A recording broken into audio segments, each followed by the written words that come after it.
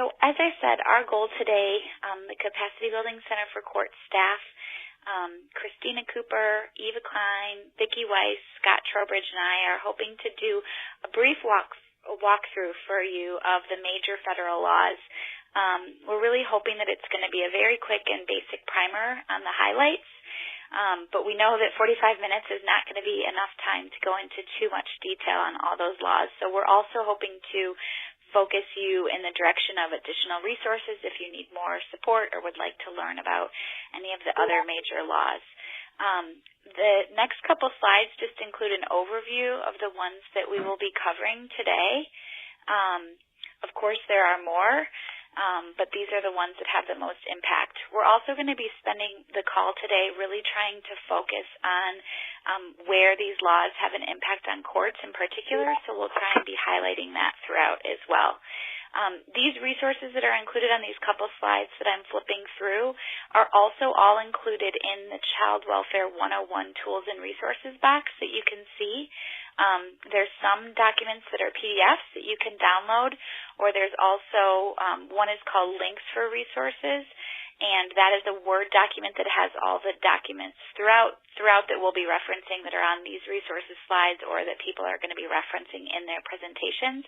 So feel free to download all of those for reference as well.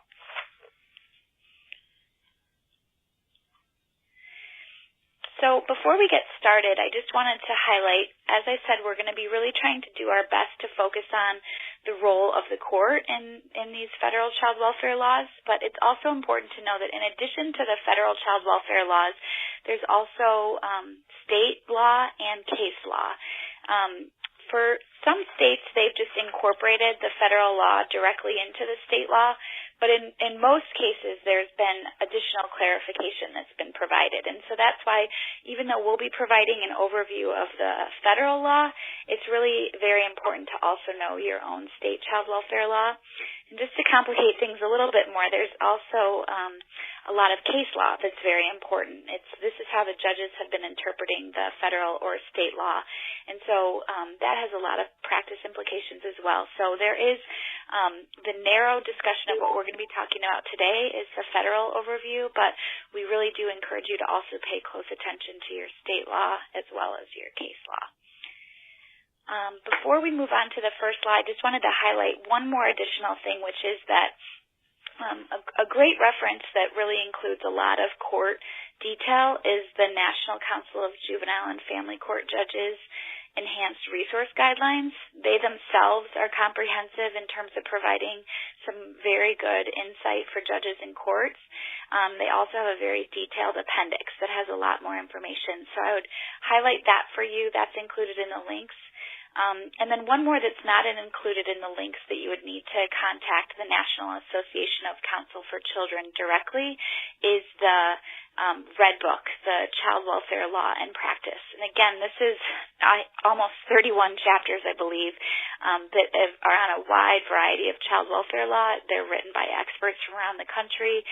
It's really a comprehensive textbook. It also includes all of the standards of practice for agency attorneys, parent attorneys, and children attorneys. But if you're looking for sort of a go-to reference book, we encourage you to visit the NACC to see that Red Book as well. It has, a lot more detailed information that we'll be able to go over today.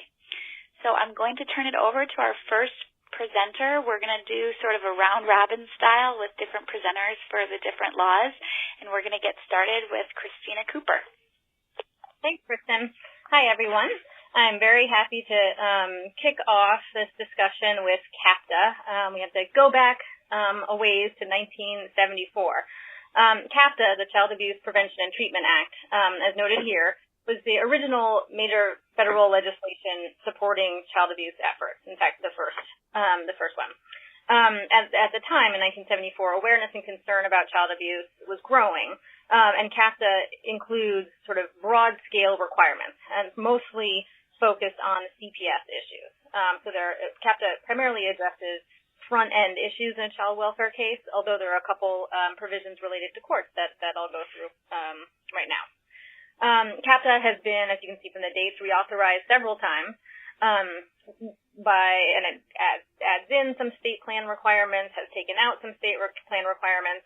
Originally, I think there were about 10 requirements included in CAPTA for state plans, and now there are 28 state eligibility requirements, and some have come, some have gone. CAPTA was due for reauthorization as recently as 2016. That hasn't happened yet. It's still pending. But CAPTA has been funded through continuing resolutions since then. So that is still something on the horizon that you might hear about because there are efforts being made to reauthorize CAPTA as we speak.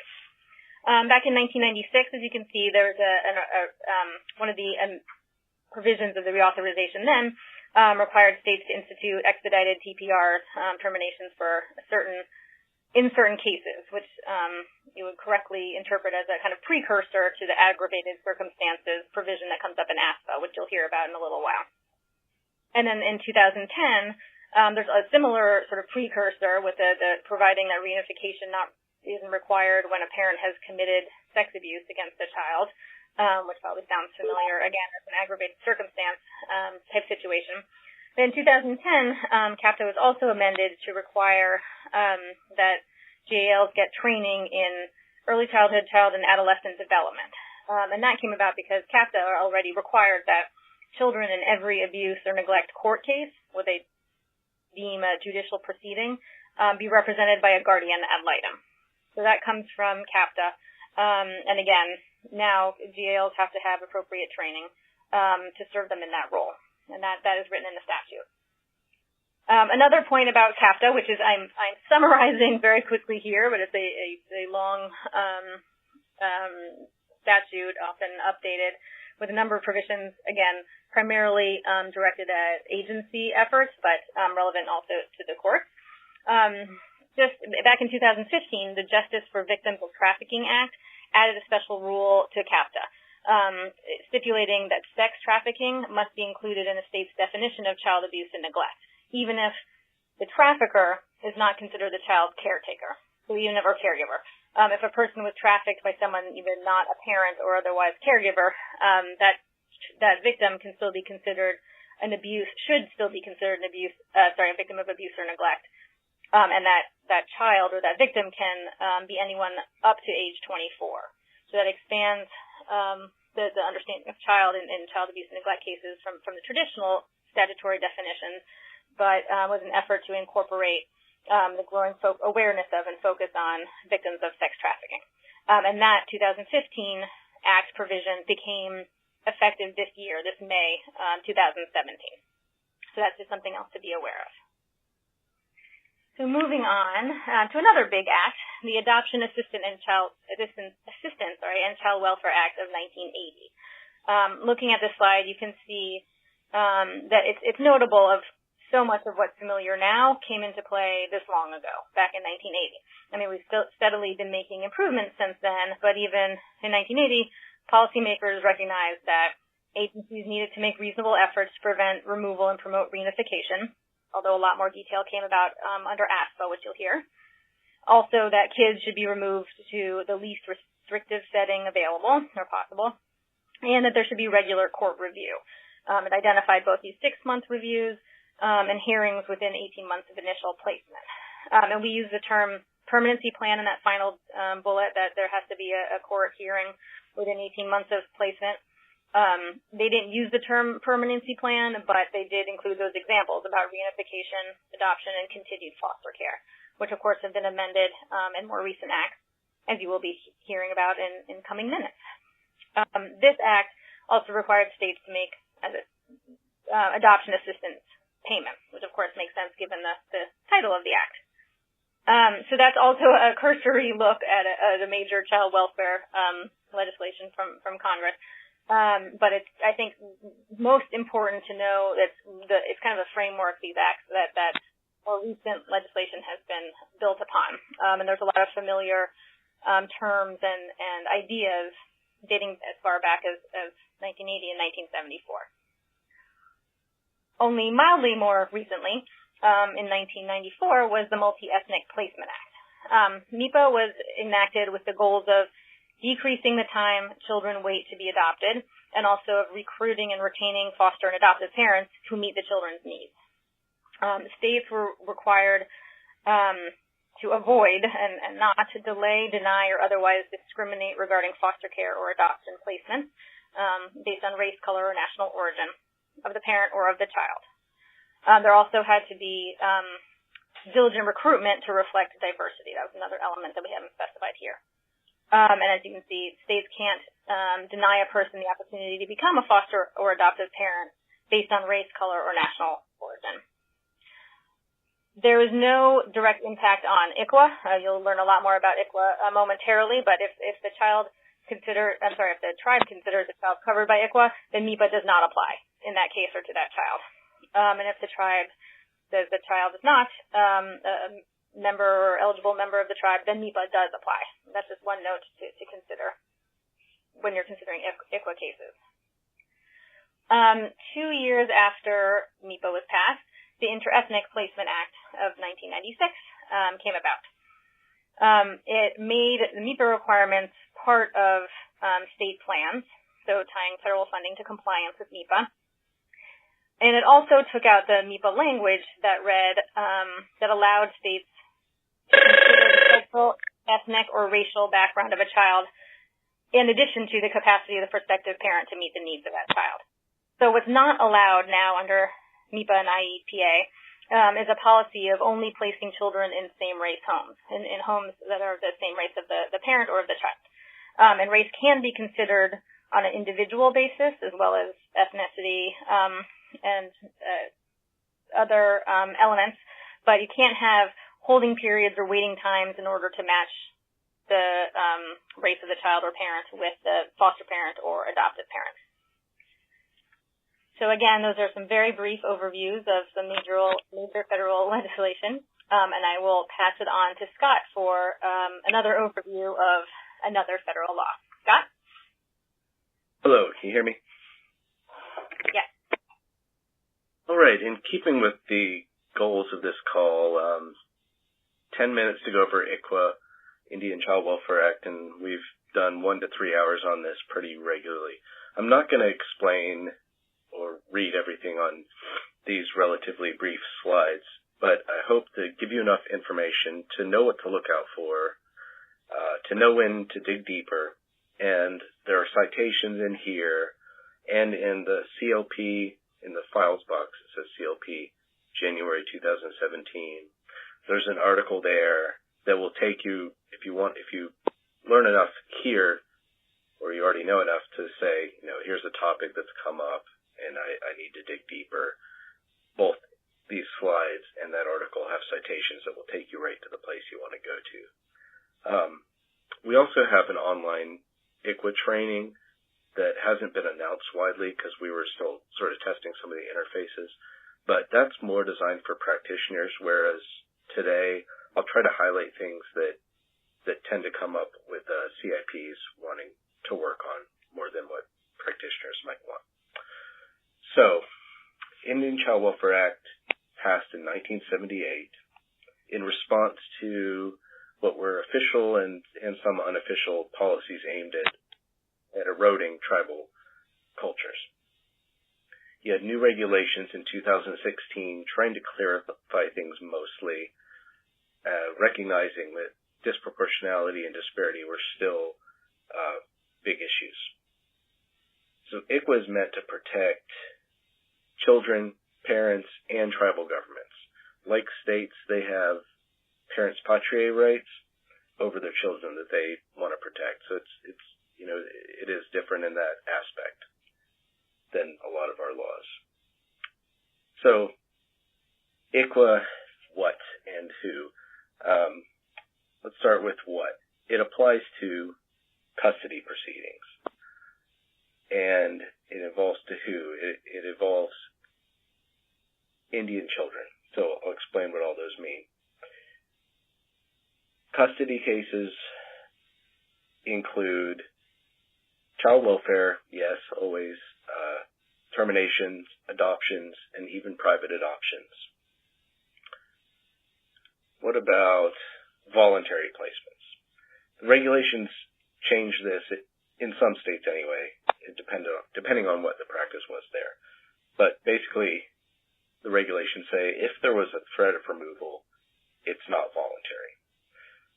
If you can take a child to the child welfare agency with no threat of state action, voluntarily put them in foster care, and get them returned to you as a parent with just a verbal request, that is voluntary under the regulations, and ICWA does not cover it. Voluntary adoption always is covered. So, some of the exceptions. These things might be, seen as custody cases, or they are always seen as custody cases, but ICWA does not apply to delinquency cases. It doesn't apply when the custody is going to go to a parent. It would apply if it might go to a relative.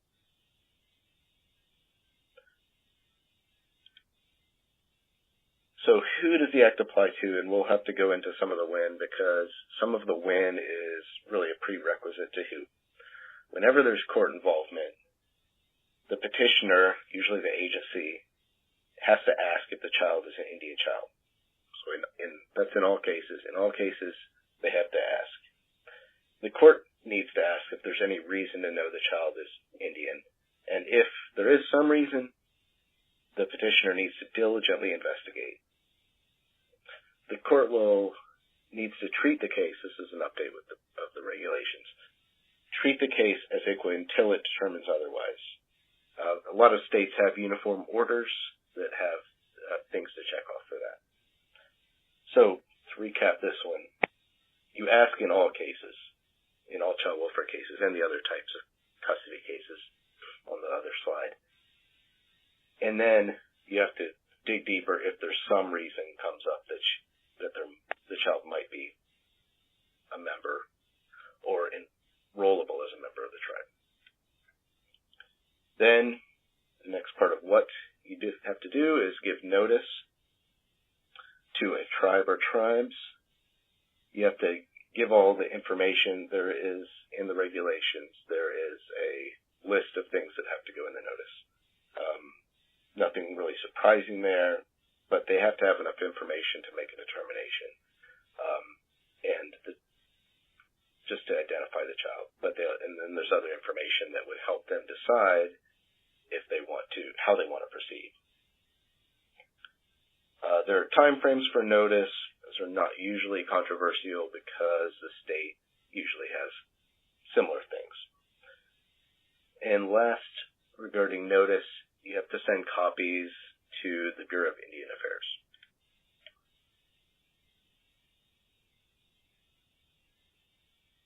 So, tying up those first two steps, you have to ask, you have to give notice, and then you can get to who the Act applies to. It applies to children that are members of a tribe. The tribal law governs this, and tribe's law is different. It might be blood quantum, it might be Dawes rolls. What's a Dawes roll? You don't actually need to know that, because tribe's laws change, and if you don't go through this process, you can have some problems. They need to get the info, they need to check against their laws, and then the tribe says, yes, they're a member or eligible for membership. And I wouldn't get hung up on the terminology. The key here is they'll use terms, member, citizen, enrolled, enrollable. But the key is that they're politically part of the tribe. And I'd interject here back to the MIPA, IEPA slides, is that's what distinguishes ICWA and from those, as well as constitutionally, is that this is a political distinction. It's not a racial or ethnic distinction. Jurisdiction. So, continuing with this non-specific hypo, if the case is found to be an ICWA case, you have three jurisdictional paths. Emergency would be path one. And just understand that the regulations treat emergency removals differently from foster care proceedings. They imagine, I guess, a clean system where the petition request is done for removal, and then a petition is done alleging abuse or neglect. And that's not always so clear in state laws, but importantly, and there's a nice chart of this in the regulations, there are requirements of ICWA that don't apply when you're in the emergency phase. in emergency removals, you have what might be, depending on your state law, how it compares, a higher standard for removal, imminent threat of physical damage or harm. It can't go beyond 30 days, and you either have to return the child, close the case, or move on to foster care proceeding. Path 2 of jurisdiction is exclusive. So you've removed the child, you find out she lives on tribal land, the state doesn't have jurisdiction, that case goes to the tribe. Or the tribal court already has some custodial authority over the child, that case goes to the tribe. The tribe has exclusive jurisdiction, the state transfers records. Path 3 is what most ICWA cases are. Call it concurrent, some people call it transfer jurisdiction, and most of the rest of the provisions here are talking about this type of jurisdiction. This is most ICWA cases by the numbers. The case goes to tribal court. ICWA doesn't apply. The tribal code applies. So, child lives off tribal land, not a ward of the tribal court, and you're not in emergency phase, you're in this concurrent jurisdiction. State keeps the case or transfers it to the tribe. The tribe or the parents can request it at any time. A parent can veto it, the transfer. The tribe can decline. And there's a very slim circumstances where you could apply good cause and the state court could decide not to transfer it. I don't think I can sum this up a lot, but like I said, here's the part of the regulations this goes to. There's really a lot of history and reasons for all of these things and ways things were done before that the regulations try to clarify. And really, in a lot of cases, case law was trying to clarify. But in concurrent cases, the state keeps the case. The tribe can intervene at any time. And frankly, in a lot of cases, in a lot of states, the tribe is just invited. They participate. There's not formal intervention. There's not a lot of penalty for doing it that way, whereas putting hurdles to them being involved in the case can cause a lot of litigation. Burdens of proof, similar to some other ones, these might be higher than your state. It depends what your state law says. But foster care placements require clear and convincing, and TPR requires evidence beyond a reasonable doubt. These require a causal nexus, and the regulations specifically point out a few things that may not have a clear nexus, things we know that we remove or fail to return for these reasons with sometimes tenuous exacerbating circumstances, poverty, custodial age, the parent's age, crowded housing, or substance abuse. For foster care placements and termination, you have to have a qualified expert witness. These are meant to alleviate potential bias and give the court more information about the tribal practices. The tribes may have approval mechanisms for these. They might be formal or informal. This is a common area that CIPs and agencies collaboratively work with tribes on. The expert witness is a responsibility of the state, but they really are meant to be independent. You can gather that from the regulations. Active efforts applies in ICWA cases, not reasonable efforts. And this, of course, predates reasonable efforts, actually. And I think it's important to note that there's no exception for the aggravated circumstances we have in ASFA. Active efforts are still required. And you can get into a good discussion about how that means, in some of those cases. But just as a technical piece of law, that is the case. The active efforts are defined somewhat in the regulations. They really are mostly good casework practices, but they also put a focus on culturally appropriate services and involving the tribe where possible. Placement preferences are different for foster care and adoption, but they both steer toward keeping connections with the tribe toward least restrictive environments. You can see the differences here. Oh, the slides are moving. Foster care and pre-adoptive, and then adoptive, they're somewhat different. And there's a good cause system to depart from them, and the regulations try to clarify that. If you don't follow ICWA, a party can seek to invalidate prior orders. So that will cause a lot of headaches and delays, and most people want to avoid it. That's it. ICWA, real quick.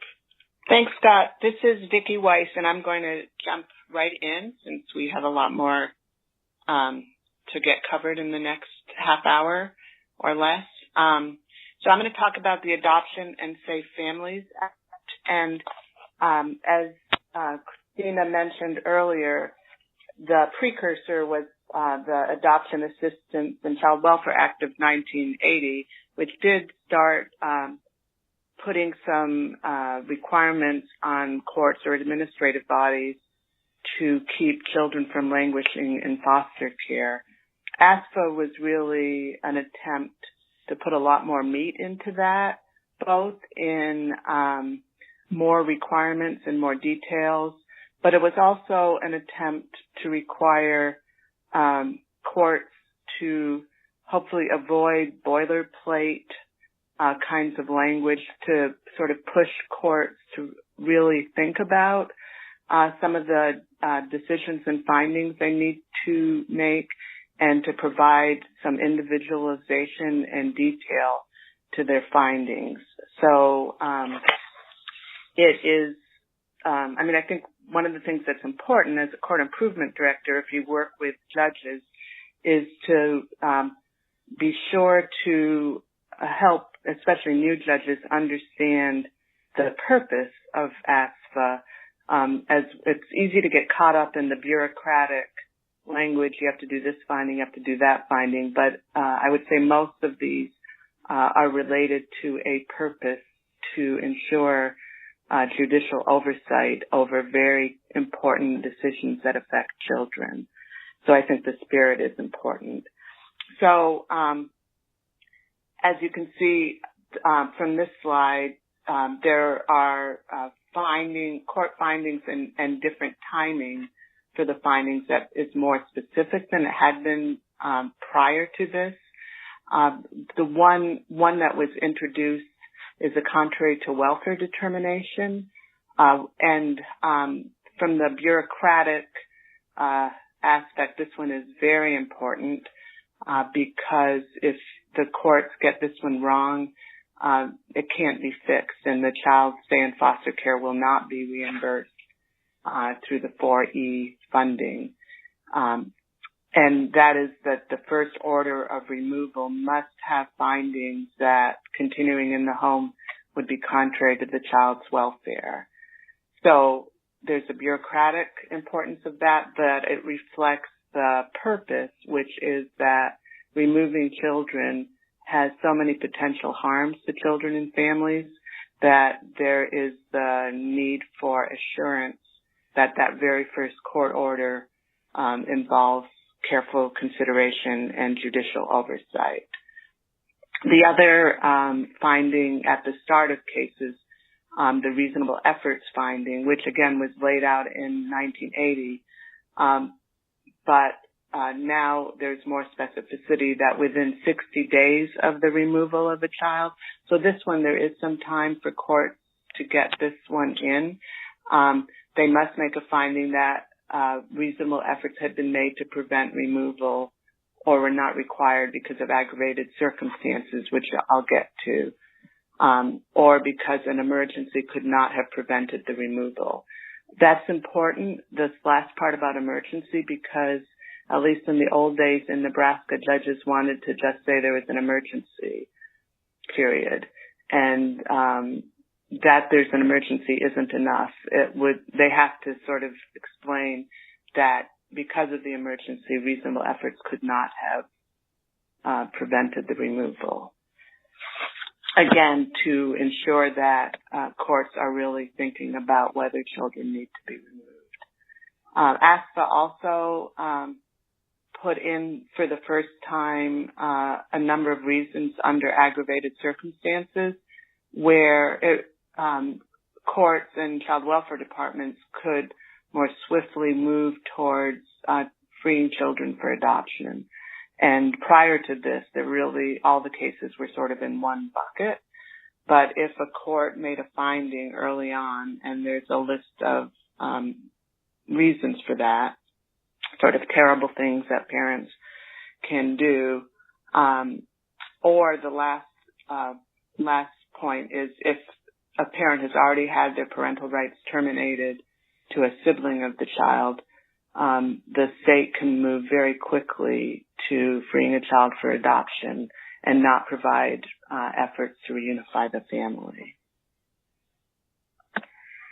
ASFA also talked about various required hearings. And one thing that's important to note here from a court improvement, making sure that the judges are not losing the state money perspective, is that the timing for hearings need to be reflected in the timing of the court orders.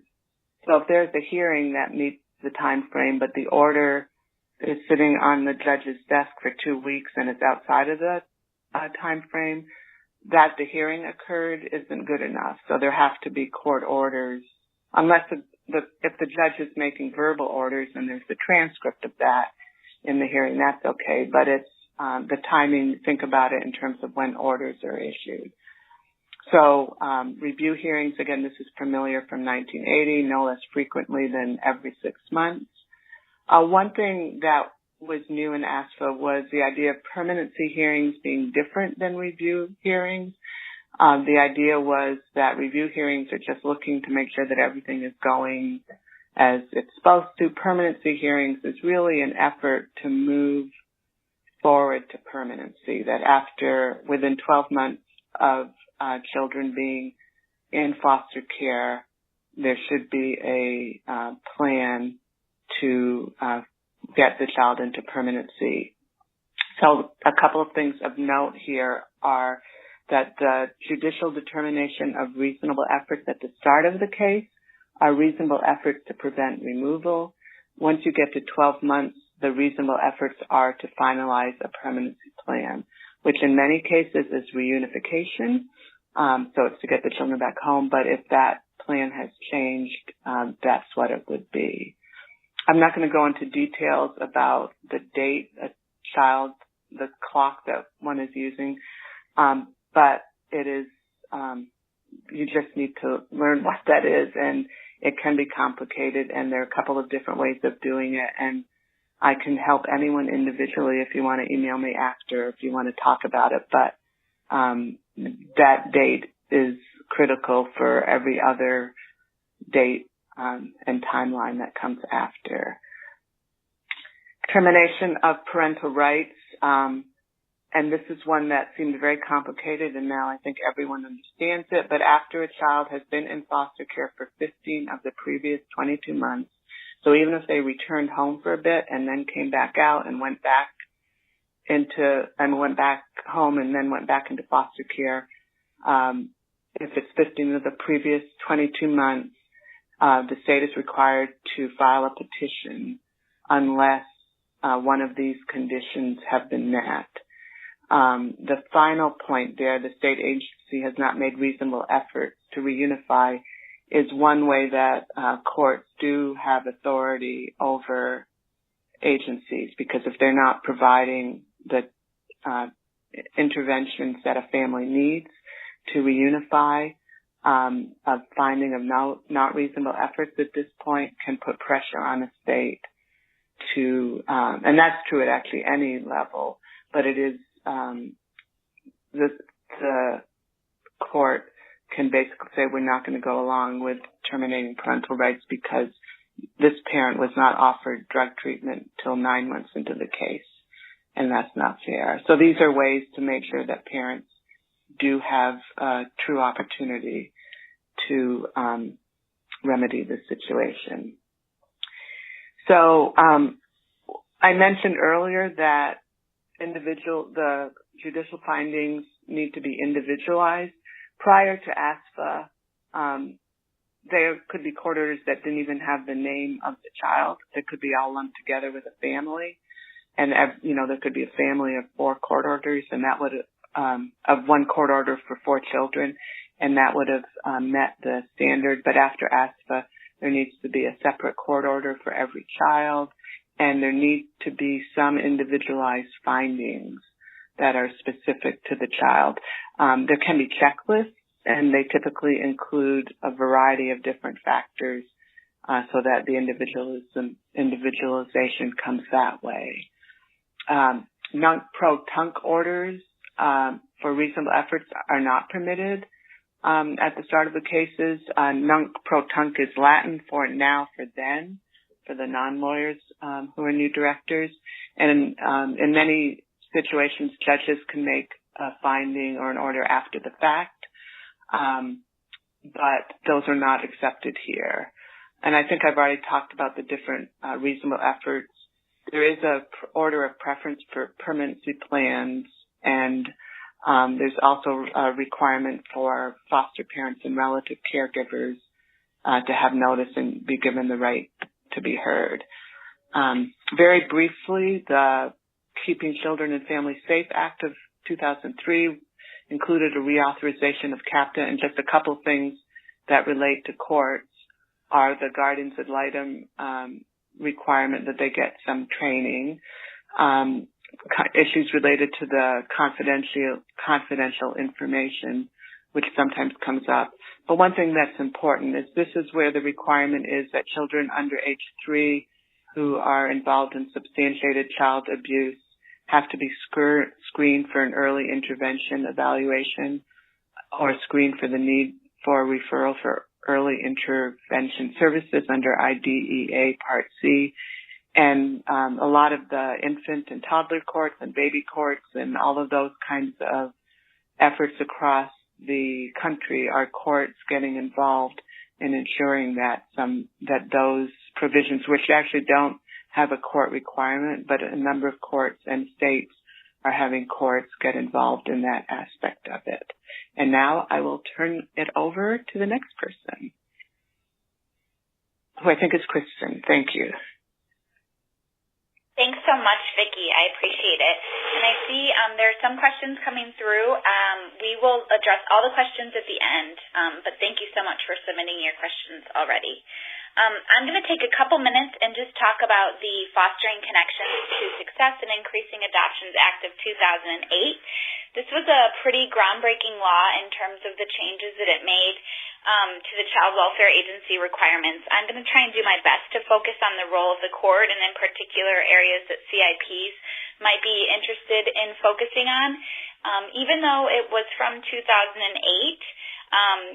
child welfare agencies are really still going through the process of making changes to practice to implement the law, and so it's still especially relevant for courts to be playing a role in trying to understand what the law says and ensure compliance. I'm going to talk about the provisions of the law in 4 general buckets because it was a very wide-ranging law in terms of all the areas that it covered. I'm going to highlight just some of the main areas. The first bucket relates to supporting family connections. The second relates to supporting older youth. The law also made changes to financing and reimbursement. And finally, it made changes to well-being. So let me just do a walkthrough under each of those areas. The first relates to family connections. The overall goal of Fostering Connections was to recognize the great importance of preserving families and trying to support relative caregivers to the same extent as non-relative caregivers. So there were a few significant changes that were made. First, the law requires that child welfare agencies have to identify and notify grandparents and relatives, maternal and paternal, and to notify them that the child was removed from home within 30 days. Of course, the goal here is to both identify possible living placements and also to support the connections with youth with their families. To support relative placements, the law also allows states the option to use federal reimbursement for kinship guardianship assistance payments for children who are living with relatives. And finally, the law attempts to help children in foster care to better maintain their relationships with siblings. They, all too often, both then and now, youth in foster care weren't able to maintain their connections with kin and siblings, in part because there were a lack of living placements that could support all the siblings staying together. And so under Fostering Connections, the law requires the Child Welfare Agency to make, quote, reasonable efforts, you heard about that from Vicki, to try and place siblings in the same living placement. And the law continues to go on that if siblings are not placed together, that the Child Welfare Agency must make reasonable efforts to provide frequent visitation and other ongoing interaction. So again, a recognition that even when students are in foster care or children are in foster care, that the agency needs to be doing a good job of trying to keep those siblings connected during their time in care and after. The next bucket that I'm going to talk about relates to improving outcomes for older youth in foster care. We're going to hear about additional changes from more recent law from Eva in a few minutes, but Fostering Connections made two significant changes. The first change was that it allowed states for the first time the option to extend foster care beyond the age of 18 up to the age of 21. Some states had previously been doing this before Fostering Connections, but they had been doing state dollars to do so. And so the change in this law really came about because of the recognition of the really poor outcomes in life for children who were aging out of the foster care at the age of 18 without permanency. And so this was a recognition that additional time for the Child Welfare Agency to be able to support the permanency of youth beyond the age of 18 was really essential, and that it was worthy of federal reimbursement. Since 2008, 26 states and 5 tribes have taken this option, so it is definitely growing in momentum around the country to extend foster care beyond the age of 18. The second thing that Fostering Connections did to support older youth in care is to create a newly required transition plan for youth aging out of foster care. While they called it a transition plan, it's really more of a final discharge or exit plan. The idea was that within the 90 days of a youth exiting foster care at the age of 18 or older, that the Child Welfare Agency needs to work with the youth to have a detailed plan that includes specifics on housing, health insurance, education, and other services. The important part of this plan for CIPs and courts is that it's required as part of the case review process. And so that means that courts have a clear role in enforcing both that this plan happens and that it's detailed. As I mentioned earlier, there have been further improvements related to older youth, which Eva's going to discuss in a couple minutes. The next bucket I'm going to discuss relates to financing. There's 2 important provisions under Fostering Connections that especially relate to courts. The first is that before Fostering Connections, child welfare agencies could claim federal reimbursement for training of child welfare agency administrators, caseworkers, and other child welfare staff. But it was clear that cross-training of court staff and attorneys is critical to support children and families. So, Fostering Connections allowed for the first time training of court staff and attorneys to be reimbursable, to be federally reimbursable. So this includes court personnel, attorneys for parents and children, guardians ad litem, and court-appointed special advocates. As with other types of federal child welfare reimbursement, there's a state match required. But it's an important conversation for you to be having with your child welfare agencies to make sure that you're working together to support training for court staff and attorneys. In addition to this change to financing, the law also allowed for the first time tribes to directly access federal foster care and adoption assistance funds. Before this law change, tribes had to make claims through the state child welfare agency. The final bucket under Fostering Connections relates to well-being and education in particular. This law for the first time placed responsibility on the Child Welfare Agency for supporting the educational stability of children in foster care. In particular, it requires that when making living placement changes or decisions for children in foster care, that the agency needs to consider the proximity of the school, and that when making those living placement changes or when a child initially enters care, they're required to collaborate with school systems to ensure that children are able to stay in their same school unless it's not in their best interest. And if the decision is made that it's in the best interest of the child to remain or to go to a new school, the law also requires agencies to work with schools to make sure that the students are immediately enrolled into a new school. This was a gigantic shift in practice, and we're still seeing the implications of this. Before the Fostering Connections Act, making decisions about living placements had very little consideration of the child's school, and so as a result, students in foster care were facing really high placement changes and school placement changes. So despite the changes of Fostering Connections in 2008, there was a change in 2015 to federal education law. I know that most of what we're talking about today is federal child welfare law, but I raise this in part because it's so new and also in part because it's really a partner to the Fostering Connections Act requirements related to education. In 2015, the Every Student Succeeds Act, which is a federal education law, was changed, and this law for the first time ever places requirements related to students in foster care on education systems. So this has been a really big change in practice. It requires schools and state departments of education for the first time to clearly work together and collaborate with child welfare agencies to try and ensure school stability and success for students in foster care. Courts have an important role in enforcement of both of these laws, the education provisions of Fostering Connections and the Every Student Succeeds Act. Both at the individual case level, it's important that judges are focusing on education, but also because judges and CIPs in particular are so good at multi-system convening and working together, it's especially important that they're working together to try and implement these new laws, which require multi-system involvement. So one tip, for example, is that under the Every Student Succeeds Act, now every state Department of Education is required to identify a point of contact related to foster care. So if you don't already have a good person on your task force from the Department of Education, this would be a good person to reach out to and connect with now. If you're interested in education issues, there's a couple of resources that I'll highlight. In the links for resources box, there's a question and answer fact sheet related to the Every Student Succeeds Act, and there's also a full Fostering Connections toolkit for judges. So both of those provide a lot more detail about both the Fostering Connections Act and the Every Student Succeeds Act. I'm now going to turn it over to our final panelist, Eva Klein, who's going to talk about the Preventing Sex Trafficking and Strengthening Families Act.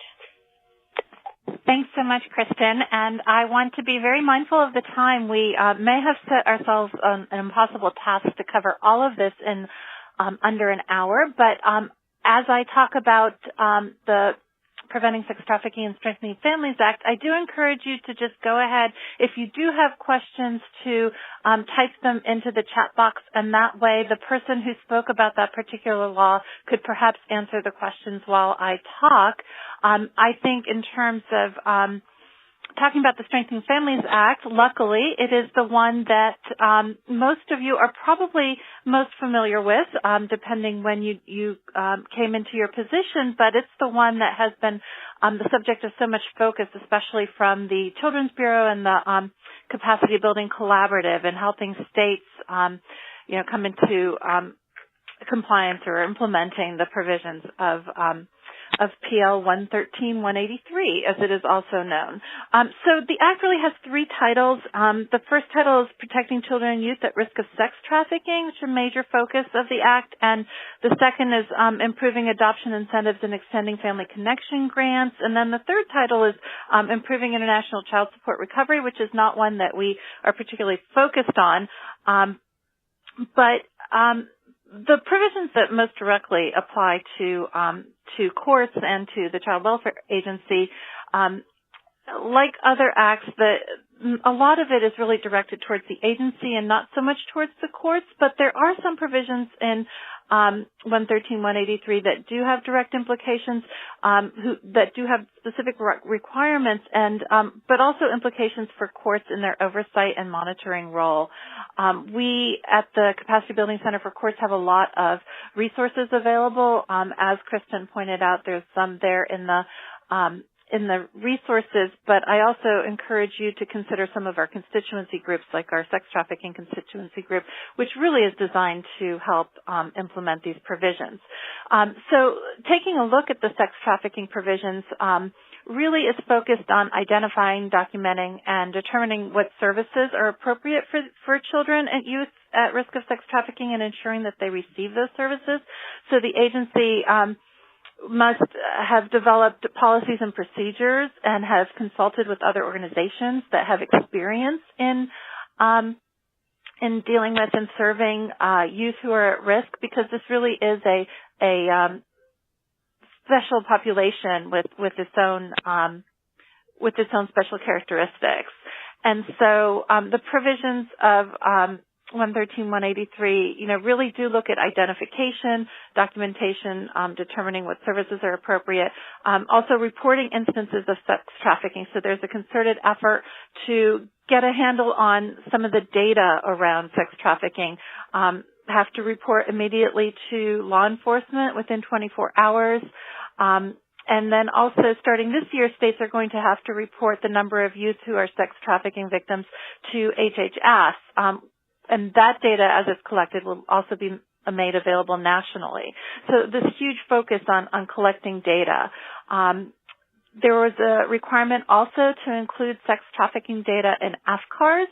So the Act amended AFCARs to require states to submit that data on an annual basis for those children who are in foster care who are identified as victims of sex trafficking, including the number of children who were victims before entering foster care and those who became victims while in care. Of particular interest is located in responding to children who run away from foster care, and there are some states that have indeed focused on that through the courts as well. And again, I encourage you to look at some of the sessions that we've held with the sex trafficking constituency group about implementing those provisions. So really looking to increase the information available on the youth who are trafficked, but also in ways to prevent sex trafficking amongst the foster care population as well. So looking at the characteristics of the youth who are absent from care at some point, what their experience is while they were while they had run away, while they were missing from care, and sort of trends in numbers of runaways in any given fiscal year. So that report, using the report from AFCARs and so forth to really identify those characteristics and help prevent future sex trafficking episodes. The Act also establishes a National Advisory Committee on Sex Trafficking of Children and Youth in the United States, but then it also has a large focus on supporting normalcy for youth in foster care.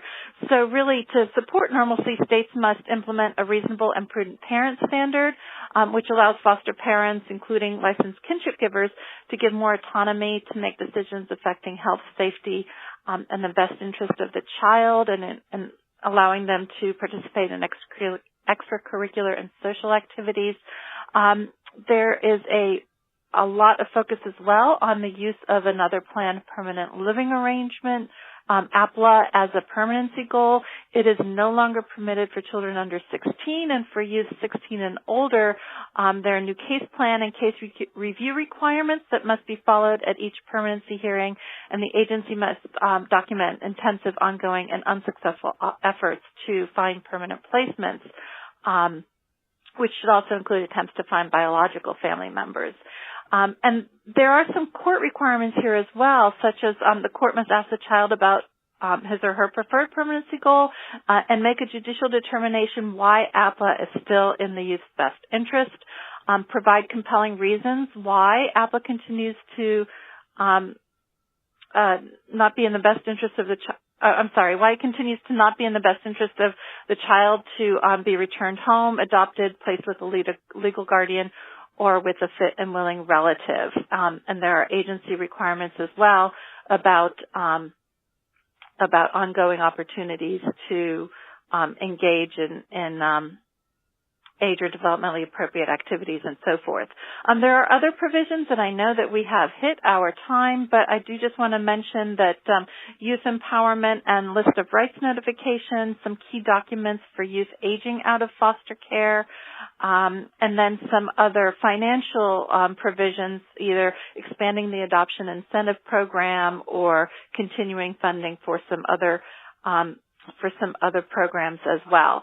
And I do want to mention there are 2 ACF program instructions that also include information memorandum and program instructions that include valuable information about implementing the 113-183. So with that, I just want to go ahead and ask you all, I know we're over, and so I'm going to make this very quick, to go ahead and fill out this poll that we have here about whether there are additional laws that you would, or of these laws that we have described, if there are particular ones that you would like to learn more about, that we could spend some extra time in describing those to you and discussing the implications for the provisions. So I'm just going to leave that up for a moment or two. And I see we are getting some results there, and I believe you can select all that apply. So you're not limited to just the one answer or your one priority. Okay, so it looks like responses there have slowed down just a bit. So I'm going to go ahead and move us really quickly to our next question, which is, what topic would you like to cover next? So here are some topics for our next meeting of this group, and just really want to get some directions from all of you, since this is really for you and to fulfill your needs. So if you wouldn't mind answering those 2 polls, both what topic you would like to cover next and when you would like to next meet. Okay, and then finally, because it wouldn't be a CBCC meetup if we didn't have a question to ask you, we would like to know, as a follow-up to the question we asked at the very beginning, how familiar you are with federal child welfare law. Just to ask, now after listening to this very brief but hopefully detailed enough to help session, that you could answer, how you feel your familiarity is now. And then with that, I will just thank you for joining us and for staying on past the time we promised you, and we really look forward to following up with you based on your poll responses and also any questions that have come up in the chat. We certainly will follow up with anyone who has requested additional information. And we will leave this page up now. Please feel free to continue to download any of the files that are provided. There are a lot of resources out there on many of these laws, and we are happy to share them with you as they become available. So thank you so much.